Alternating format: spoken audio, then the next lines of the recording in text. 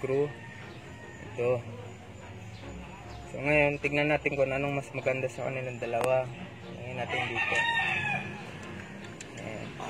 So, okay naman siya actually. Pero, try natin yung isa, baka malay natin na mas maganda.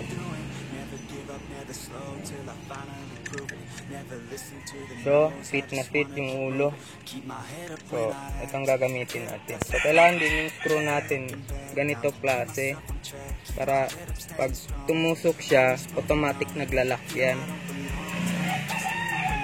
So, okay. Hanapan muna natin kung saan natin ito ilalagay.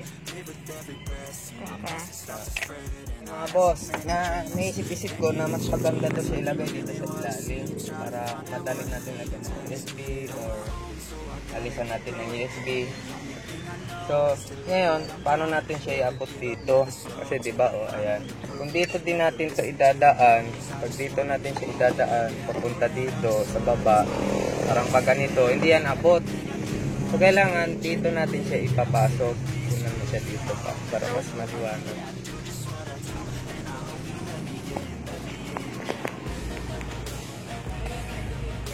So, una na, dito natin ito ipasok. Ayan. Dito natin idaan. Pababa. Sarado mo pa. Ayan. Diba? Ayan. So, ngayon nandito na siya sa baba. Ayan. Dito na siya sa baba. So, pwede natin siya dito ikabit. Diba? Pwede natin ito siya screw dito.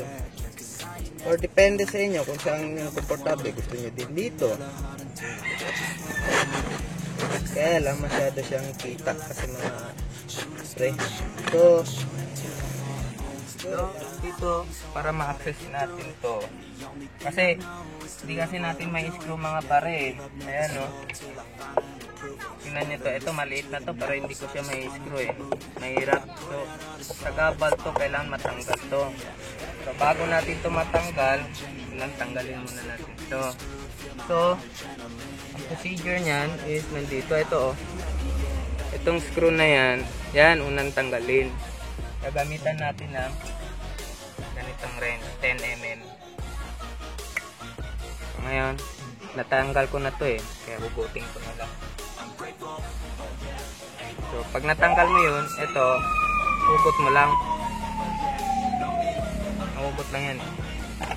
Ayan. Natanggal mo yan. Ayan.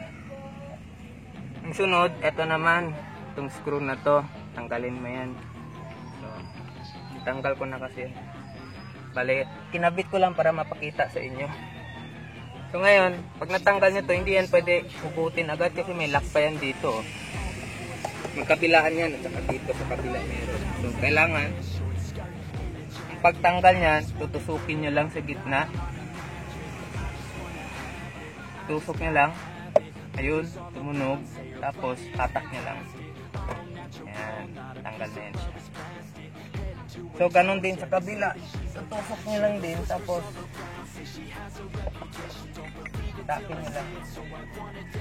So, ngayon, 1, 2, 3, tanggal na yan.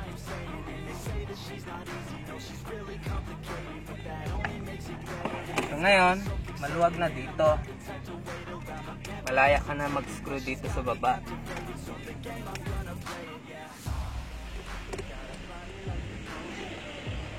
So, napag-desisyonan ko, dito ko siya ilalagay at saka dito ko siya i-screw. So, malaking bagay yung pagtanggal natin dito kasi kung hindi natin tinanggal to, yung box dito, yung cover, di talaga natin to may screw basta-basta.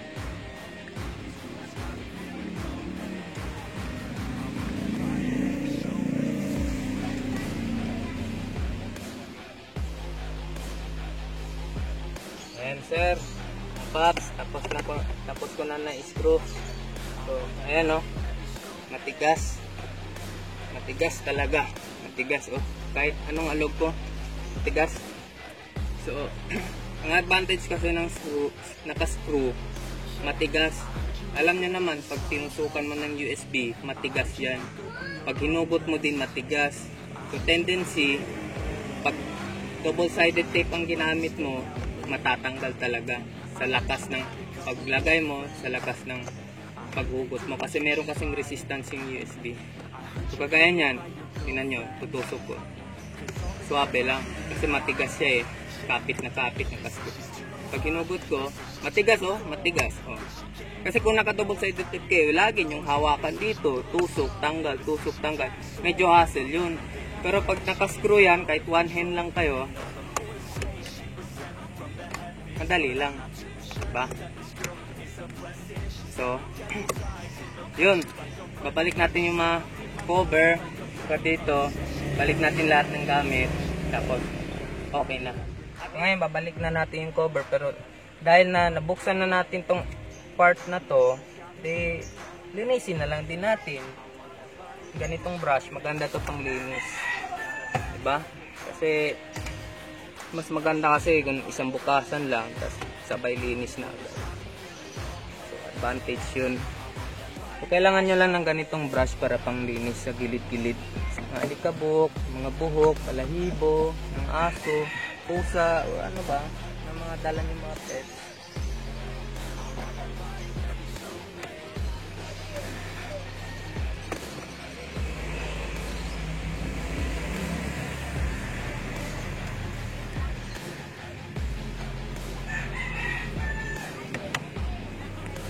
So, ayun na, malinis na siya.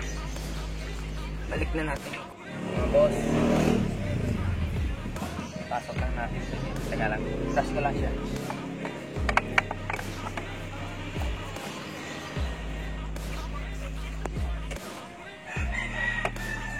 Tusok niya lang to dito. Yan. Tapos, ikot niya lang.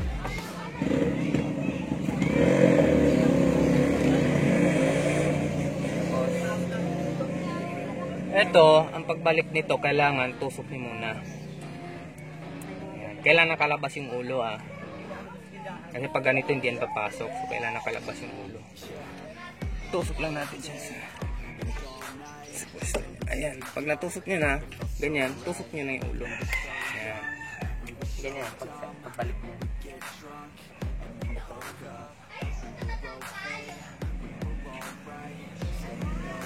Tapos, pwede nyo nang balik yung nut niya.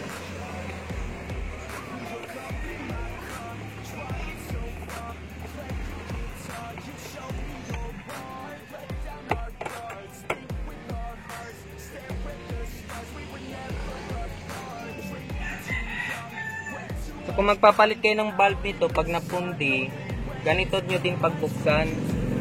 Buksan nyo muna tong cover, tapos ito, tapos ma-access nyo na yung valve nito para pag napundi, pwede nyo palitan. Or kung gusto nyo trip nyo palitan ng ibang kulay, pwede din.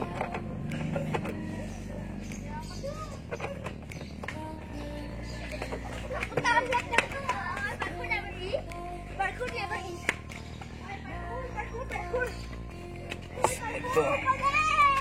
Brush muna natin kasi mabalay ko. Nagdadala kasi kami ng aso. Alaga namin.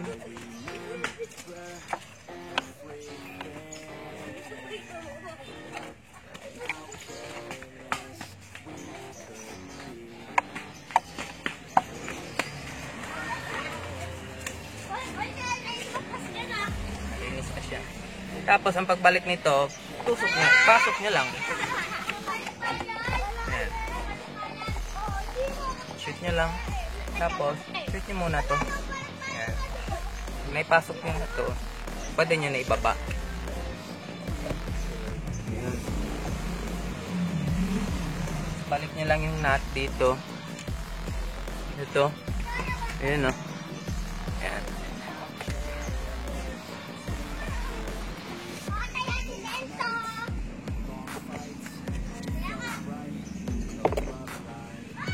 Magamit natin yung USB socket ni Wigo sa convenient way. Kasi kung inconvenient kasi, masyadong inconvenient kasi kung dito kasi accessible na siya. Ayan. So, nalock ko na to. Balik na siya sa dati. Ayan na siya. So, okay na, mga bossing. Nakabit ko na siya. Ayan. So, ganyan na siya. So, mamaneho kayo, madali lang. Hugot, tanggal. Accessible na din tong AUX niya. Yun na mga boss. Salamat.